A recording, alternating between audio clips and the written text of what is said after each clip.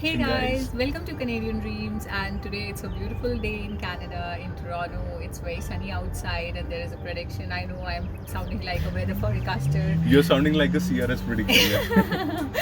Yeah, so we are here at the backyard of our house. I know we have to give you a tour, but that will be coming up in our upcoming videos. But this time, the video is all about types of houses in Canada. We just moved and the house is really messy because our stuff is lying around the house, and I'll just give you a quick glimpse of the backyard. Right now I just placed my camera over here, but let me show you how the backyard looks like.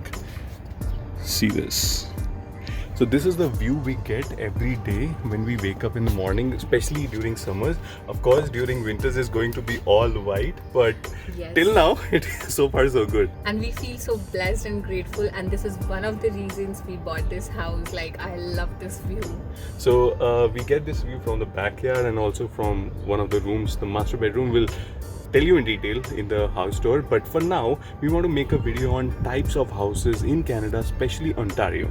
We have categorized it into different types, and this is not just for buying purposes. Even if you want to rent out, then also you can just go ahead and decide that what exactly suits your need types and your family size. So guys, let's start the video. We are going on an evening walk, show you the beautiful sunset and also the beautiful houses here, and we'll discuss what are the types of houses And as well. before we start the video, please like, share and subscribe our channel, and please give this video a thumbs up. So we will quickly start the video.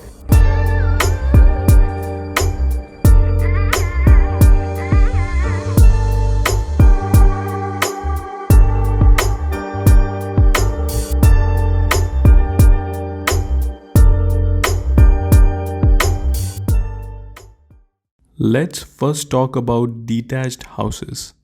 A detached home usually set on a separate lot and includes ownership rights to the land on which it is situated. It is often referred to as a single family home, tends to be the most expensive type of home to purchase due to the land costs.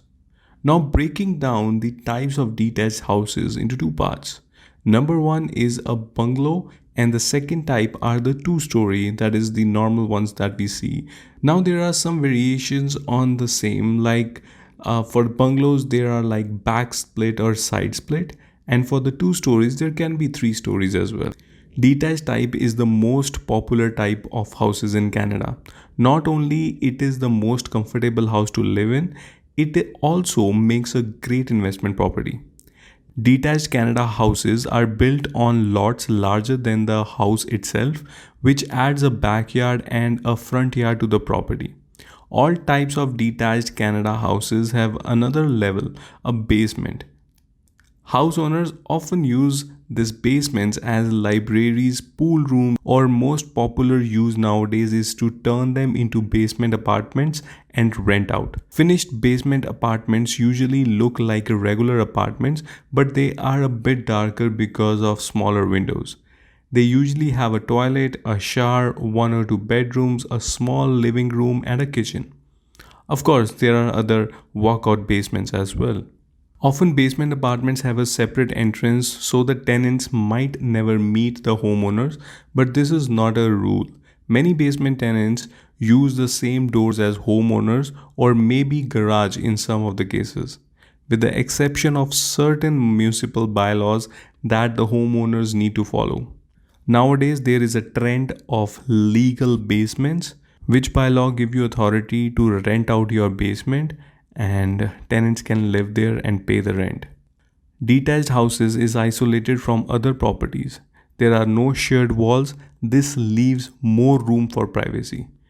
They make a great investment property as well thanks to the lot the house is built on. The market price of detached houses grows faster than that of the other type of houses.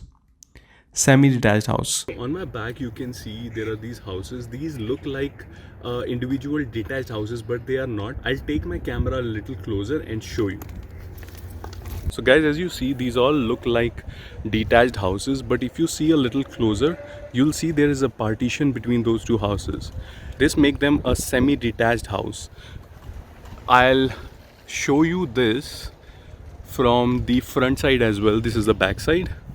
but these are the line of houses, and these all look like a detached house because this is one particular building, but these are actually semi-detached. This is a house joined to another on one side.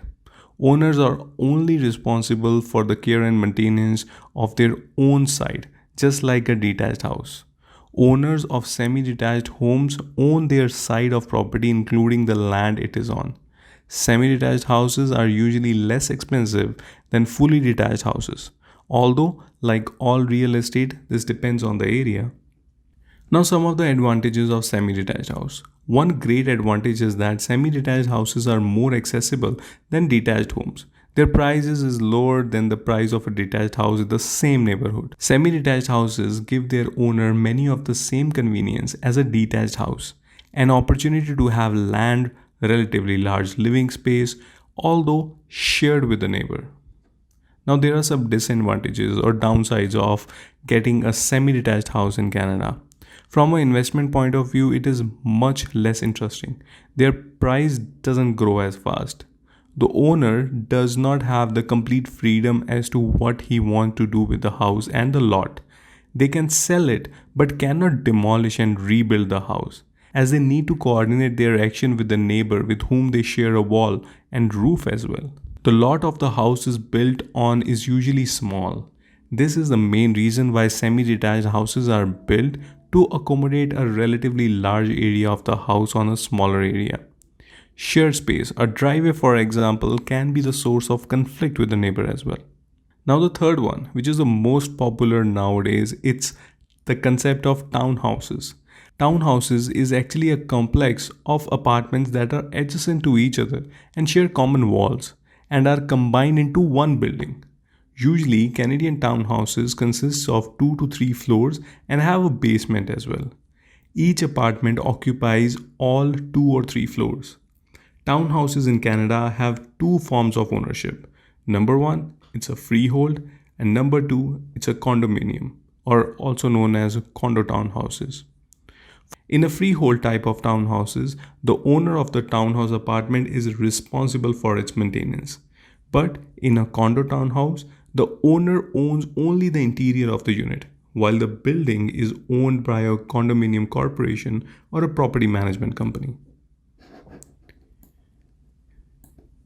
In case of condominium ownership, the owner pays a monthly fees to the condominium administration for general maintenance and repairs. Condo townhouses are also called condos, which means the type of ownership rather than the type of dwelling. Now, the advantages of townhouses. Townhouses are among most popular type of Canada houses primarily because they are relatively cheap compared to detached and semi-detached houses. Another great advantage of townhouse is their low maintenance cost. And also, townhouses are very easy to rent out. Now, the downsides of townhouses: absence of large plot of land, resulting in the limited personal space. Townhouses owners are not free to rebuild or finish the building, except for internal alterations, if it does not harm the owners of the other apartment units. In terms of investment, townhouses are not the best option, except when it is located in a very good area in the right neighborhood and the quality of house is very good. Then it can be considered a very good investment. In recent years, townhouses along with high-rise condominiums have become very popular type of Canada houses. This is especially true for townhouses located in area adjacent to the cultural or business centers that have a convenient layout and good appearance. Now let's talk about apartments. An apartment is a rental property that is usually owned by a property management company located in a residential building complex or community, whatever the situation may be. In an apartment building, all the units are the same. The owner is same and the tenants all follow the same guidelines for renting a unit in the complex. Every tenant reports to the same property manager who can typically be found in the leasing office with employed leasing agents at the front of the community or within the complex. Now, sometimes when the apartments are mentioned along with the condos, there's always a curiosity to know what is the difference between a condo and an apartment. Unlike an apartment where the complete building is owned by a property management company, condos are owned by the independent owners.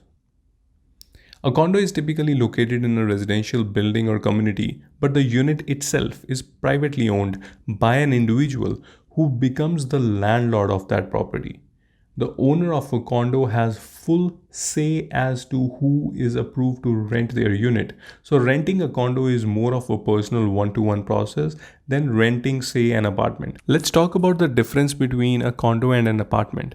If I talk about some of the physical differences, the number one, parking is sometimes not included in your apartment building. You might have to pay separately for that. And also, similar is the case for using the laundry. They sometimes have a coin laundry at the ground floor, which you need to pay and then use. Unlike in condos, you have your additional parking included in your rent. When you buy a condo, you have one space or two space of parking available. And also you have the facility to set up your own washer dryer in your condo. Now on the types of amenities.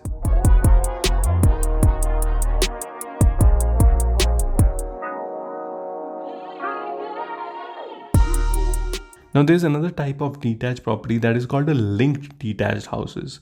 This is a term given to the residential units that share no common walls with one another or dwelling. They are, however, typically linked together by a garage. As you can see here in the picture, they don't have a common wall, that is, they are not sharing their walls, but they are linked with each other via garage. These are mostly the old type of buildings that you see here in Canada. Usually the houses will be fairly old, but unlike the detached houses, two lots, they are not connected with each other.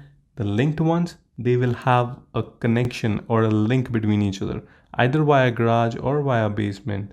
So a typical linked house is where the houses above ground appear to be detached, but they share a common wall in the basement or foundation. In terms of value, a linked house would be generally more expensive than a semi-detached house, but less expensive than a truly detached house.